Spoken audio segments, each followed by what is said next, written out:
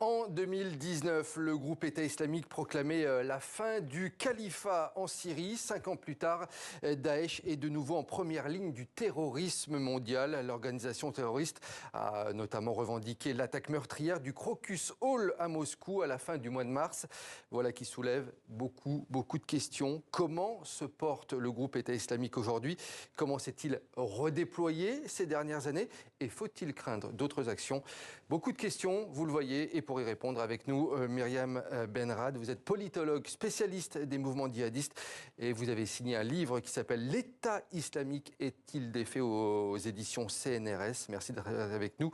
Myriam Benrad, alors, le groupe État islamique, je le disais, est revenu au centre du jeu avec l'attaque du Crocus Hall à Moscou. On le rappelle, 137 morts dans cette attaque. Une tuerie qui conduit à sa branche du Khorasan, c'est situé en Afghanistan. Cette branche, est-ce que c'est l'une des plus actives du groupe actuellement? Alors oui, tout de même, parce qu'on sait que l'Afghanistan est retombé aux mains des talibans, donc on n'a plus de présence étrangère aujourd'hui dans ce pays pour faire front à l'expansion du djihadisme. On a eu cette excroissance État islamique dans l'est notamment du pays, mais qui a donc proclamé cette province du Khorasan. Il faut quand même rappeler que le Khorasan, c'est un terme antique qui renvoie à un territoire bien plus vaste, qui va bien au-delà des frontières afghanes pour couvrir une partie de l'Iran, une partie de l'Asie centrale, et puis évidemment avec cette projection pan-islamiste jusqu'en Russie. Donc ce sont des combattants qui peuvent par ailleurs faire cause commune avec des Caucasiens. On a aussi une province dans le Caucase avec des ressortissants russes, parce que la Russie compte une grande communauté musulmane et on sait qu'il y a un phénomène de radicalisation en Russie. Donc voilà, c'est vrai qu'on revoit finalement ressurgir ce groupe que l'on croyait éteint. Il y a une question qui est beaucoup revenue suite à cette attaque. Pourquoi la Russie était-elle visée? Alors la Russie, elle est visée pour plusieurs raisons. Tout dépend en fait de la temporalité qu'on va prendre en compte. La Russie s'est engagée en 2015 en Syrie contre les djihadistes, contre l'État islamique. Et il y avait à l'époque, comme je viens de le dire, énormément de ressortissants russes, des Tchétchènes, des Géorgiens, aussi des Caucasiens. On avait donc évidemment aussi des ressortissants d'un certain nombre de républiques d'Asie centrale, des Ingouches. Enfin, on avait donc tout cet écosystème djihadiste finalement propre à l'espace ex-soviétique qui avait migré vers la Syrie. Donc il y a cette rancœur en raison de l'intervention militaire en Syrie, parce que le djihad syrien, c'était quand même un djihad très emblématique pour ces djihadistes.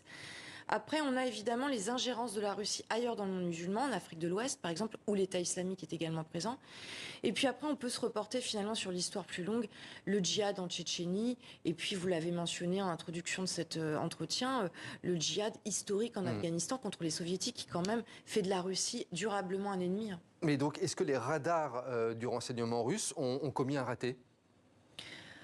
Oui, moi je pense qu'il y a eu un défaut de renseignement parce que j'ai pu entendre ici et là que... alors il est vrai que le FSB a joué un rôle trouble et qu'il y a certains attentats qu'on a pu attribuer à des manipulations du FSB. Là on a entendu dire que le FSB ici et là, mais d'ailleurs parfois dans les commentaires de gens sérieux, que le FSB serait derrière pour mieux relégitimer l'offensive. Il y a eu beaucoup de commentaires, effectivement. Il y a eu beaucoup de commentaires de ce type. Non, c'est pas possible parce qu'on a 143 morts quand même dans cette attaque. C'est une attaque qui fragilise en interne le régime de Vladimir Poutine, parce qu'il ne faut pas croire que toute l'opinion russe est derrière lui. On a quand même aujourd'hui une guerre qui a créé beaucoup de tensions, beaucoup de remous au sein de cette population. Certes, le régime est autoritaire, répressif, mais jusqu'à un certain point face à ce type d'attaque. Donc je pense qu'il y a eu un relâchement très clairement des renseignements russes, parce que Vladimir Poutine, disons-le quand même depuis 2 ans, vise l'Ukraine et simplement l'Ukraine. Cette confrontation avec l'Occident qui lui a fait oublier finalement qu'il a aussi un ennemi interne et à ses portes. Myriam Benrad, pour terminer sur cette attaque à Moscou, cette attaque, elle a nécessité combien de temps de préparation, selon vous? C'est toujours compliqué de répondre, mais je pense qu'il y a quand même eu une coordination au moins sur plusieurs semaines.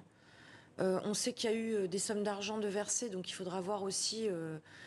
en termes de planification, où ça nous emmène, si tant est, encore une fois, que les Russes communiquent. Parce que pour l'instant, je pense aussi que les renseignements, le FSB en Russie, communiquent au compte-gouttes. C'est silence radio. Par exemple, quand ils nous parlent d'assaillants étrangers, sur une onzaine, on nous dit qu'il y a 4 Tadjiks. Mais je suis convaincue pour ma part qu'il y a des complicités russes. Donc des militants présents en fédération russe. Mais alors, est-ce qu'on aura ces informations? C'est la question. Myriam Benrad, ce que cette attaque soulève en tout cas, c'est que Daesh est encore en capacité d'agir et de commettre des attentats, quel que soit l'endroit. Oui, parce qu'il y a eu une transnationalisation de cette cause, et ça remonte à 2014, c'était déjà il y a 10 ans. Rappelons-nous quand Abou Bakr al-Baghdadi, qui était l'émir devenu calife charismatique de ce mouvement, a appelé à migrer vers l'Irak, la Syrie, vers le califat. Cet imaginaire, il n'a pas disparu. Il a réussi à mettre sous sa coupe un certain nombre de groupes qui sont devenus des provinces donc, du califat. C'est exactement ce qu'on a dit au sujet de l'Afghanistan. Et ça perdure, hein, ça n'a pas disparu. Hein. Il y a cette détermination à poursuivre le combat. Et quel que soit d'ailleurs, quand même, c'est intéressant, quelles que soient les éliminations au plus haut niveau, parce que toute l'arrière-garde irakienne aujourd'hui, beaucoup sont morts. Beaucoup de leaders d'émirs syriens sont morts. Donc, malgré tout, ça continue, donc ça devrait effectivement nous alerter. Ce que vous voulez dire par là aussi, c'est que l'une des victoires, entre guillemets, de Daesh, c'est d'avoir réussi à internationaliser son combat, bien au-delà du terreau syro-irakien, c'est ça?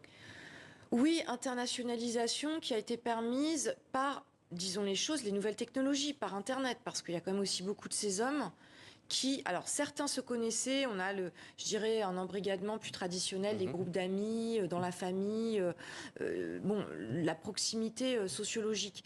Mais on a vu à quel point Internet, les réseaux sociaux notamment, ont permis à des individus qui n'avaient rien à voir les uns avec les autres de communiquer, de s'auto-radicaliser, de se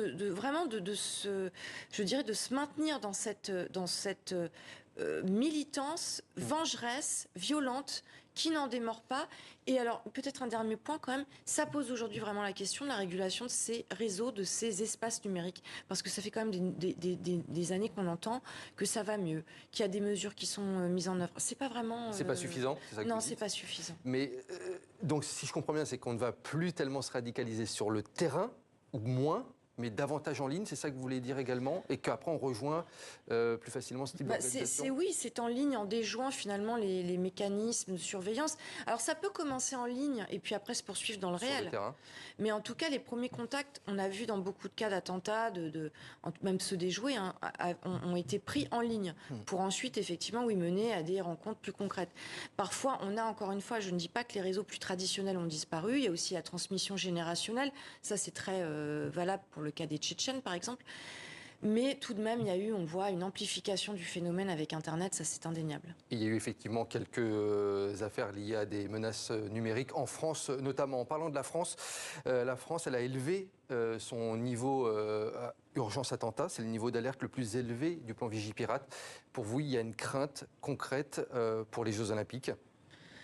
Oui, je pense qu'il y a une crainte parce que d'une part, l'attentat de Moscou quand même nous montre que les opérations commando sont toujours possibles.